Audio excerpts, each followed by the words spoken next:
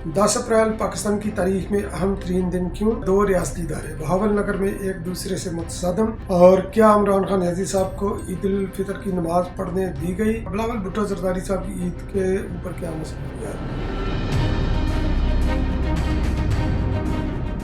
अस्सलाम वालेकुम। अपने चैनल दस्तक विद इफ्तिखार मिर्ज़ा के साथ आडवा कनाडा से आपकी खिदमत में हाजिर हूँ। गुजारिश है कि मेरे चैनल को सब्सक्राइब करें और अपनी कीमती राय से मुस्फिज़ करें। तो सबसे पहले मैं जिक्र करता हूँ अदारों के तसादम का ही। बहावल नगर में एक बहुत ही अफसोसनाक वाक़या हुआ। हमारी दो वर्दी वाले इदारे, पुलिस और फ़ौज, ये आपस में मुतसादम हुए। ये नहीं होना चाहिए था। उसकी ग्राउंड रियलिटी चाहे कुछ भी हो, मगर ये कि नौबत इस तरह नहीं होनी चाहिए थी। आल दो कि उन्होंने एंड इसका ठीक हुआ, उन्होंने एक दूसरे के साथ खैर सगाली के पैगाम दिए, मगर जो कुछ भी हुआ सोशल मीडिया की जीनत बना। ये इंतहाई अफसोसनाक है। पाकिस्तान की जो पुलिस का किरदार हमेशा से मशकूक रहा है और वो काबिल सताइश नहीं रहा। अक्सर औकात नहीं, मगर यह कि कभी कभार उनसे ये कोताहियाँ, गलतियाँ ये सरजद हो जाती हैं। वो कानून से हटकर भी कोई कार्रवाई कर देते हैं। तो बहावल नगर के अंदर एक नाके के ऊपर उन्होंने एक शख्स को रोका और उस शख्स से पिस्टल वगैरह बरामद हुई। उस पिस्टल का उन्होंने जब ज़्यादा कुरेदा कि कहाँ से ली, फिर उसने उस बंदे का बताया, तो खैर इन्होंने पुलिस ने छापा वगैरह मारा। और छापे के दौरान जो है ना, ये पुलिस क्या करती है ये सबके इल्म में है। बाज़ का तो वो जो है ना वो अपनी लिमिट भी क्रॉस कर जाते हैं। हो सकता है कि वो लिमिट भी उन्होंने क्रॉस की हो, मगर जिस जगह पर उन्होंने छापा मारा वो शोमी किस्मत, वो किसी आर्मी के अहलकार का वो घर था। और जब वहाँ पर पुलिस ने छापा मारा और यकीनी तौर पर उन्होंने वो अपनी क्रॉस की लिमिट्स वगैरह क्रॉस की और बंदे को भी हवालात में रखा 24 आवर से ज़्यादा। और फिर उसके बाद जो है ना ये चाहे इंडिविजुअली या किसी भी सतह पर जो है ना ये अफवाज पाकिस्तान के दस्तों ने बहावल नगर के मदरसा थाना के ऊपर जो है ना उन्होंने जाकर हमला वगैरह किया।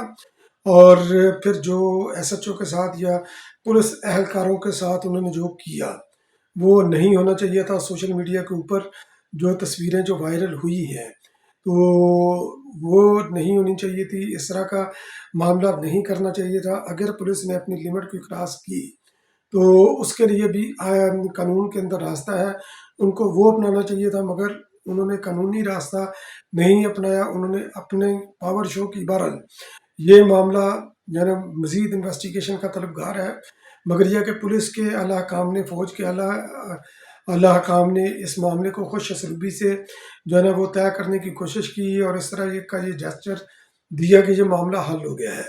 तो ये वाक़या जब हुआ तो PTI ने इसके ऊपर जो है ना अपनी पॉलिटिक्स करनी शुरू कर दी, क्योंकि PTI का इस वक्त जो सबसे जो पहला जो टारगेट है वो फ़ौज पाकिस्तान है। और उसको मिलान करने के लिए, उसके खिलाफ प्रोपेगेंडा करने के लिए वो कोई मौका हासिल नहीं जाने देते। और PTI का तमाम तर उसकी सियासत ही प्रोपेगेंडा के ऊपर खड़ी है। तो उन्होंने इस वाक़े के ऊपर, जब ये थाने के ऊपर ये वाक़या हुआ, उन्होंने इसको किया कि ये हमारी फ़ौज इस तरह की। तो बहरहाल उन्होंने बड़ा गलत किस्म का प्रोपेगेंडा किया। और अभी एक और वीडियो जो है ना ये वायरल हुई है, एक फैसल नामी पुलिस अहलकार, तो वो जनाब अपनी वर्दी जला रहा है, और वर्दी जलाने से पहले जो अपना वो 5-6 मिनट का जो उसकी वीडियो रिकॉर्डिंग है, उसकी गुफ्तगू है, वो इस चीज़ की अक्कासी करती है कि उसका ये अमल जो है ना ये पोलिटिसाइज हो सकता है कि ये फैसल जो अपने आप को पुलिस अहलकार ज़ाहिर करता है, अपना बेल्ट नंबर वगैरह हर चीज़ इसने दी है, कांस्टेबल, वो कहता है कि मैं एलियट फोर्स में कांस्टेबल हूँ। तो मगर मुझे नहीं लगता कि वो इस तरह का हो। बहरहाल अगर उसने वर्दी जलाई है, क्योंकि वर्दी रियासत की इमानत होती है और उसकी बेहरमती रियासत की बेहरमती होती है। अगर उस शख्स ने ये काम किया है तो यकीनी तौर पर उस शख्स के खिलाफ भी पर्चा होना चाहिए, उसको गिरफ़्तार होना चाहिए। गिरफ़्तार होकर इस मामले की तह तक पहुंचना चाहिए कि उस शख्स ने ये वर्दी क्यों जलाई और उसके पीछे वो हरकत क्या है। तो बहरहाल देखते हैं कि इस ज़मन में हुकूमत क्या करती है, क्या नहीं करती। और अब आ जाते हैं इमरान खान याजी साहब की मसरूफियत के ऊपर। تو عید سے پہلے یہ پروپیگنڈا یہ کیا گیا تھا کہ عمران خان نیازی صاحب کو، شاہ محمود قریشی صاحب کو، ان کو عید کی نماز پڑھنے نہیں دی جائے گی۔ اس کے اوپر مختلف لوگوں نے اپنی آراء بھی دی اور شروع کا بھی کیا، خیر انہوں نے میڈیا کو چپ کر رکھا کم۔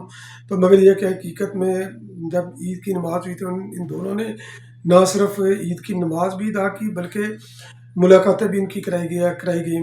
پنکی پیٹ نے کی اور عمران خان نیازی صاحب کی بھی ملاقات جو ہے نا یہ آپس میں کرائی گئی۔ تو بہرحال یہ ان کا پروپیگنڈا پی ٹی اے کا ہے، پروپیگنڈا کے سر پر چلتی ہے اور کتنی دیر تک چلتی ہے یہ صاحب ان کا پروپیگنڈا کی عمر ہوتی ہی بہت کم ہے۔ پھر جب ایک پروپیگنڈا اپنی موت مرتا ہے تو یہ دوسرا کوئی نہ کوئی جو ہے نا یہ کریٹ کر لیتے ہیں، دوسرا نیا جو ہے نا وہ پروپیگنڈا کا کٹا یہ کھول دیتے ہیں۔ تو بلاول بھٹو زرداری صاحب نے نوڈیروں کے اندر عید گزاری اور اپنے حلقے کے عوام سے ملے اور پارٹی عہدیداروں سے بھی ملے، مصروف ترین انہوں نے دن گزارا، جبکہ آصف علی زرداری صاحب نے نوابشاہ کے اندر انہوں نے عید گزاری، مقامی قائدین کو بھی ملے، دیگر پارٹی قائدین کو بھی ملے اور اس طرح ان کی عید جو ہے نا یہ کافی ان کی اچھے طریقے سے جو ہے نا یہ عید گزری اور عوام کے اندر انہوں نے گل مل کر عید گزاری اور اس کے ساتھ ساتھ جو ہے نا یہ حکومتی امور کے اوپر بھی انہوں نے تھوڑا سا غور و فکر اس کے اوپر بھی یقینی طور پر یہ کیا ہوگا، ہدایات بھی جاری کی ہوں گی۔ یقینی طور پر جب یہ لوگوں کے مسائل کو سنتے ہیں تو اس کے لیے وہ اس کے حل کے لیے بھی جو ہے نا وہ کچھ نہ کچھ پھر فوری طور پر احکامات بھی جاری کرتے ہیں۔ اب آ جاتے ہیں 10 اپریل کی طرف۔ 10 اپریل پاکستان کی تاریخ کے اندر اہم ترین دن کیوں ہے؟ ایک تو 10 اپریل جو ہے نا یہ اینیورسری تھی جو پاکستان کی تاریخ کے اندر جو عمران خان نیازی صاحب کے خلاف نو کانفیڈنس موشن آیا، نو کانفیڈنس موشن سکسیسفل ہوا، اس کے بعد یہ حکومت آئی تو یہ اس کی برسی بھی تھی دوسری۔ اس کے علاوہ سب سے اہم پاکستان کے کانسٹیٹیوشن کی، تو 1973 کے اندر یہ 10 اپریل کو اسمبلی سے یہ منظور ہوا کانسٹیٹیوشن، تو یہ کانسٹیٹیوشن کی بھی اینیورسری تھی۔ پھر اس کے علاوہ محترمہ بے نظیر بھٹو صاحبہ یہ 10 اپریل کو جناب پاکستان کے اندر یہ آئیں، تشریف لائیں 10 اپریل 1986 کو اپنی جلاوطنی کے بعد ضیاء الحق کے مارشل لاء کے خلاف جدوجہد کرنے کے لیے، تو لاہور کے اندر ان کا فقید المثال استقبال کیا گیا اور پاکستان کی تاریخ میں اس طرح کا استقبال نہیں ملتا، یہ بھی 10 اپریل 1986 کو یہ ہوا۔ پھر 10 اپریل 1986 کی سگنیفیکنس یہ بھی ہے کہ سینٹ کا چیئرمین یوسف رضا گیلانی صاحب بلا مقابلہ جو ہے نا یہ سینٹ کے چیئرمین ہوئے، منتخب ہوئے اور ان کے مقابلے میں کوئی نہیں تھا۔ ڈپٹی چیئرمین بھی جو ہے نا وہ نون لیگ کا ہوا، وہ بھی بلا مقابلہ وہ کامیاب ہو گیا۔ آل دو کہ پی ٹی اے کی اس کے اوپر ریزرویشن ہے اور یقینی طور پر یہ اس کو لے کر وہ عدالت کے اندر بھی جائے گی، مگر فائدہ اس کا کوئی بھی نہیں ہوگا۔ تو یوسف رضا گیلانی نے جب یہ چیئرمین سینٹ بنے تو ان کی تقریر بڑی جو ہے نا جذباتی تقریر تھی۔ جذباتی تقریر انہوں نے اس لیے کی کیونکہ انہوں نے شہید ذوالفقار علی بھٹو کا جب وہ ذکر کیا، ان کی آواز بھرائی ہوئی تھی، اور آواز سے اس طرح لگ رہا تھا کہ وہ انہوں نے اپنی آنکھوں سے چھلکنے والے آنسوؤں کو بڑی مشکل سے وہ روکا ہوا ہے۔ یقینی طور پر روکنا بھی چاہیے کیونکہ یہ اس شخص کی دین تھی، یہ سینٹ 1973 کے آئین کے بعد یہ سینٹ کا وجود میں آیا تھا اور بنیادی طور پر اگر آپ یہ کہہ لیں کہ سینٹ کا خالق بھی جو ہے نا شہید ذوالفقار علی بھٹو تھے، جن کا عدالتی قتل کر دیا گیا، عدالتی قتل ہوا اور اسی سال عدالت نے اپنی اس غلطی کو تسلیم کیا کہ شہید ذوالفقار علی بھٹو کا جوڈیشل مرڈر ہوا ہے۔ تو ہم نے اپنی انا کی خاطر، ایک آمر نے اپنی انا کی خاطر مینیپولیٹ کر کے، عدلیہ کو مینیپولیٹ کر کے مسلم امہ کے منجے ہوئے لیڈر کو، جس نے پاکستان کو نہ صرف آئین دیا، پاکستان کے 93,000 جنگی قیدی انڈیا کے تسلط سے رہا کروائے، پاکستان کا انڈیا کے قبضے سے علاقہ آزاد کروایا، 1973 کا آئین دیا، بلکہ ایک عبوری آئین اور ایک مکمل آئین دیا، اسلامک سمت کانفرنس انہوں نے کی پاکستان کے اندر، اور مسلم دنیا کو ایک پلیٹ فارم پر اس بندے نے اکٹھا کیا جس کا نام شہید ذوالفقار علی بھٹو تھا، اور اس کا ساتھ ہم نے اس طرح اتارا کہ ان کا عدالتی قتل ہم نے کر دیا۔ تو اس طرح کی ہم جو ہے نا یہ بے فیض قسم کی یہ قوم ہے، محسن کش ہم قوم ہے، بحیثیت قوم بھی ہم شرمندہ ہیں۔ شہید ذوالفقار علی بھٹو کے قتل کے جو ان کے خون کے جو چھینٹے ہیں یہ پوری پاکستان قوم کے اوپر ہے، آل دو کہ وہ ڈائریکٹلی اس کے اندر ذمہ دار نہیں ہیں۔